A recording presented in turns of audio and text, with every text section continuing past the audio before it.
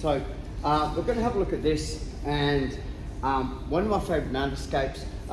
Main reason being it gives me options no matter where my partner, whether heavy mount, sitting up mount, S mount, crossbody mount, whatever. So the one thing I do is I frame up. So I always make sure that I have a frame system, and it's not much point having my elbow on the outside. I always try to make sure my elbow's on the knee or the inside. Sometimes what I need to, if my elbow's on the outside, put my head down and wriggle to reposition. Right, and you might need to 2 or 3 times to get to where you want to be. So this is a part that I see a lot of people have issues with this mount, is they try and push their partner up. The downfall about it is I can support his weight, but I've got nowhere to go. So we're going to do two parts in this. Number one is I get my frame system, I'm going to wriggle my head so my elbow comes on the inside. Now, I do a hip up to raise my partner, put him on my frame. This is what I need to turn to my side. Because if his hips are on my hips, if I try and turn to my side, he's pinned my hips down. So the contact point is the hips. All I want to do is get his hips up a little bit so I can roll to my side. So it's going head wobble, elbow, bridge, turn my hips. This is where I want to be. Ideally, my frame arm will be in front of his knee. And this is the part that I said a lot of people have issues with. This is, all I'm going to do is I'm going to drive my bottom knee forward. And that's going to bring the space up to be able to capture, to trap the leg. So what I see a lot of people do is from here, they try and trap the leg here, but I've rolled my shoulder too far. So John puts his weight behind my shoulder. Even if I capture the leg, it's going to go cross body mount or back control instead. So this makes it even harder for me to rescue. So from here, wriggle, elbow on the inside, small bridge, hold the frame, turn, drop them down. Make sure my elbow's on the knee. And all I do from here is I'm not pushing with my elbow, I'm just blocking it and then slide my foot. And that's going to make sure that this comes through to capture the half guard. Most important thing for me now is that my elbow is higher than my hand. So if John does track to my back, he can't actually get there. Whether I'm pushing even, it's going to get to my back. So on this part here, once I have it, my elbow's higher than my hand, and I kind of want him to track to my back a little bit, squeeze my knees, turn, and we can start to play deep half or whatever you want to do from there. Pretty easy little system. Mr. Young, jump up. Thank you, John. How's your knee? Yeah. So once again, the problem that I see from here is like, if I'm pushing my partner, by default I'm holding myself back onto the ground and I find it very hard to move. The issue that people don't address is that his hips are on my hips, and for me to get out of mount, at some stage I have to roll my hips away. So what people do is they bridge, and that kind of gives the ability for my partner to come up nice and high. So put our frame system in first, and if I have to, I wriggle. Okay, little bridge, put my partner on my frame. So he can drop all his weight down now if he wants to, but this allows me to turn to my side because it's off my hips. Put your elbow in front. It doesn't have to make contact as long as it's in front, not outside, not too far inside. The way I'm doing for me is hold, don't push, knee, knee, knee, knee, knee. Trap, make sure my elbow's higher than my hands. So if Brendan does track to my back, it's more like he's gonna get rolled over and less chance of him actually taking my back. Okay, 1, 2, 3. How's that feel? So what we're dealing with is we're dealing with what I call like an advanced or high level mount escape. So a lot of the mount escapes, you know, the hands are on the hips, they're bridging and all that. Well, this is quite a high level mount escape. And it works pretty much on all kind of different mounts. I'll explain that a little bit later. The downfall, but could you sit up just for a fraction for me, please? Right, that's right, okay. So my frame system, there is a chink in the armour. Well, like most things, it's like there's nothing that's 100% complete. There's always little chinks in the armour. So one of the chinks in the armour is that I have my hand or my wrist exposed. There's not much point holding here because that's a weak system, so I'm trying to grab here. So once I frame system, I'm just going to use the hand to push the wrist down into me. So what that does, it causes like a little wrist lock. You're not going to tap from it, but it will make you respond to it. So it's pretty much like I'm here, so respond. From here, I turn my hand, I'm going to go around to wrap the body. The concept that I want to do is I want to chop Emma's leg off, and I want to bring my hand palm to the ceiling, walk over the leg and roll. So I want to try and get to a position where I'm escaping the Kimura to go to an attack. Where what I find is a lot of times, we're in the Kimura, we escape the Kimura, we're here, we get back exposure and the arm bar and arm wrap and all that as well. So even though we kind of say don't wrap the body. I'm looking to roll my partner over. It's not like I'm holding him onto me. So the frame system, so the way I found it to be best was do a little bit of a backstroke. So backstroke, so you get underneath it, push it, come through. So we're just gonna go wrap it. You're gonna find this is an easier grip than that grip. I'll explain a little bit later on. Here, so I hold her in position, trap the leg. So I wanna make sure that when I'm rolling her, she can't move it. Take my leg over. So I'm trying to almost like take my knee to my hand. Okay, I don't bridge, I extend. So the more I extend, the more she's a cylinder to roll. Does that make sense? The more that I bridge, the more I take her forward, and the more pressure there is on my arm, which makes it harder for me to move her. So one more time. So from the mount escape, so I set my frame system up. It's almost like a backstroke from here, rescue, TRG, lock it into position, trap, extend. Now, extend my body, so drop my leg down, punch my hand over my head, block the leg out. And now it's a little roll, roll, roll from here and take the roll over. You should end up in their guard, but you should be able to complete a head arm choke on your opponent from inside the full guard.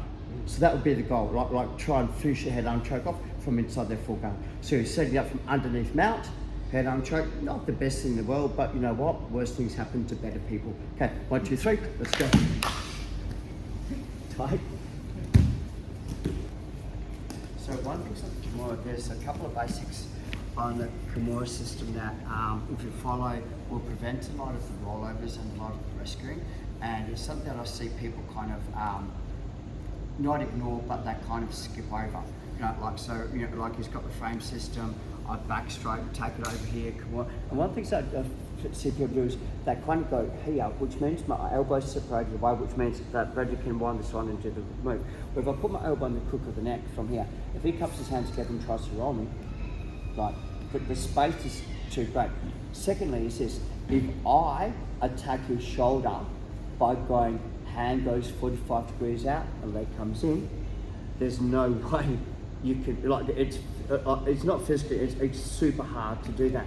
The downfall about this is that I'm kind of compromised off on the side. So I step my leg up and I bring my hand over and hit across the jawline and double this up to put jaws of life. So I want to kind of get this here, but I want to keep the arm. So I'm putting as much pressure on the front of his throat as I can, but I'm bringing my foot underneath the armpit. What this will do, it means that my weight's through, so I can kind of hold my weight on my part. And I know, like, you know, I'm pretty heavy for a little guy.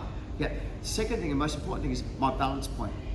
I have this balance point to be able to slide my leg around my partner without falling over, versus here, where there's not really any weight on my partner at all, and by the time I'm trying to step, it's almost this big step over, yeah, you know what I mean? So we want to go to more of an S-mount style to keep the weight driving through the rib zone, and secondly, so I can bring my leg over the head without falling over. So a small recap on this one is, I hook the arm, Kimura comes in here, he grabs, okay, so like crocodile, step up, push the head down, boom, sit all my weight on my partner, I'm ultra heavy from here.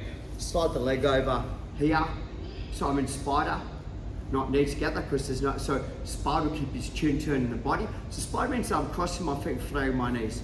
Okay, this is the next part that I see, which is really important. Comfortable? So if I'm on that elbow, when I pull the arm bar, I create space for him to, yes. So what I see is, because they're here, they're generally more elbow forearm, so when they throw the leg over, there is a chance of him rescuing. So what I do, I like to re-swing to get, so there's no chance of him, that the elbows across my body. So I normally have my leg over the head. Okay, so now, this to make the arm bar come on super tight. Secondly, if Brendan goes, I don't want to get arm bar by Adam again, right? He's got to hold his arms together super tight. So this will allow me to sit him up, put a wedge behind his back so he can't re-roll. This is important. Swing, come through, and I can get a nice choke. So that little wedge behind the back stops him from sitting down, and I can pry them up really easy. So the small detail, I've only started doing this recently, was the re-swing, because I was teaching the mount to back troll the arm bar, but everyone was kind of coming up really high and they weren't able to take the back because they were more on the forearm and less on the bicep. So if you're missing it, it's showing that you're too high on the arm.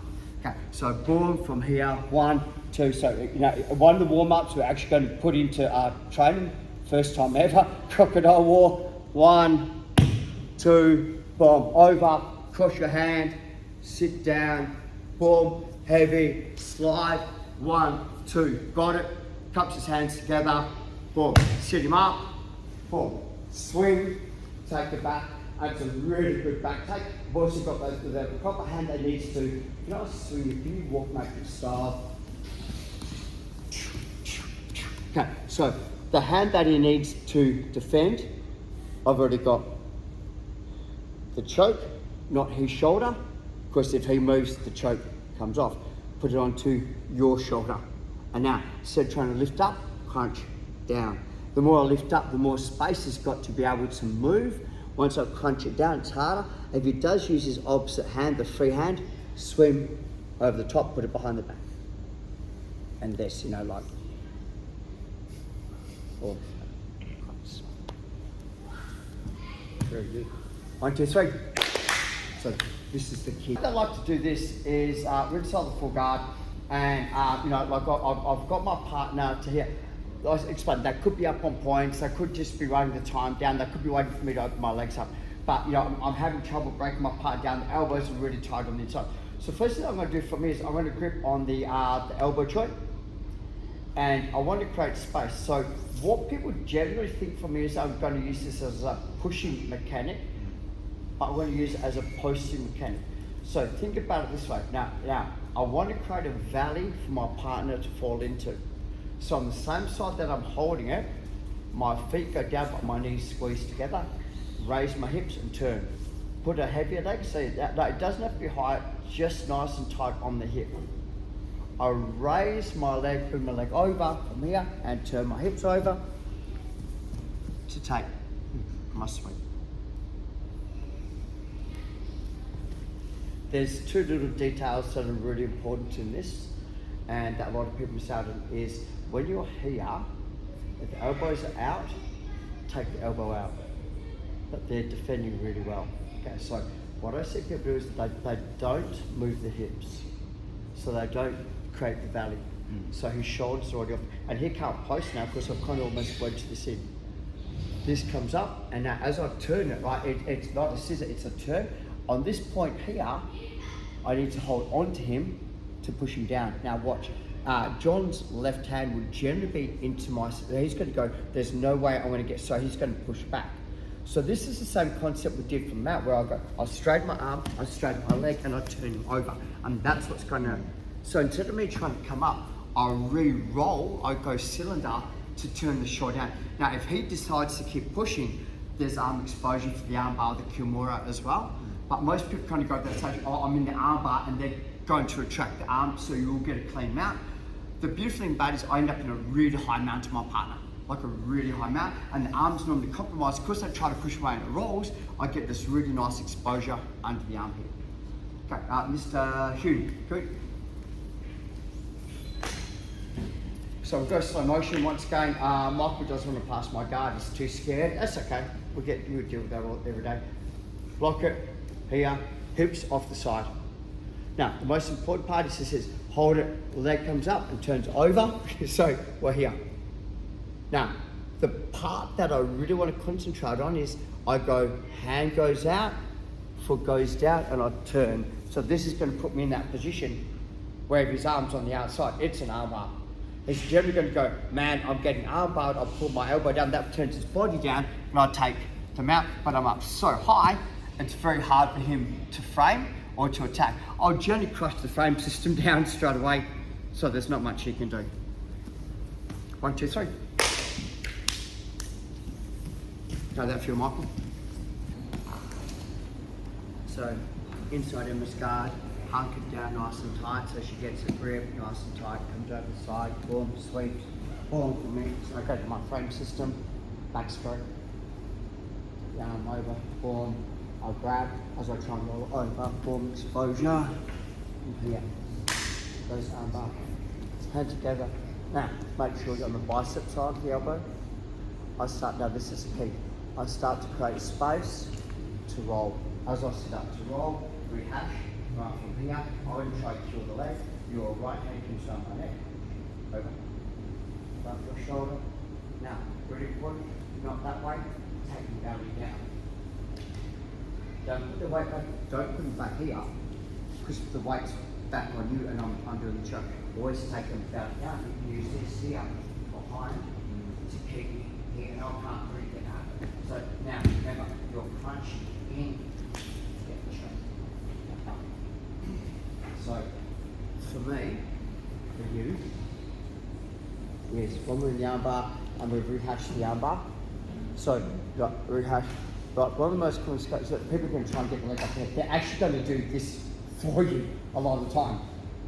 And you're like, well, thanks, and then they're going to go, ha, I'll turn to get out. And you're like, gee, you're not being quite a fair bit here. And as I turn, here. Now, not this, and I use that to kick. So I can't retract, and the more I try and turn, the more you get the shot. You can body lock from there, as long as I'm behind the leg and keep them off to the side. But just make sure that if you feel me rehashing or re-rolling to the other side, undo it, because otherwise I'll ankle up here. Okay, 1, 2, 3.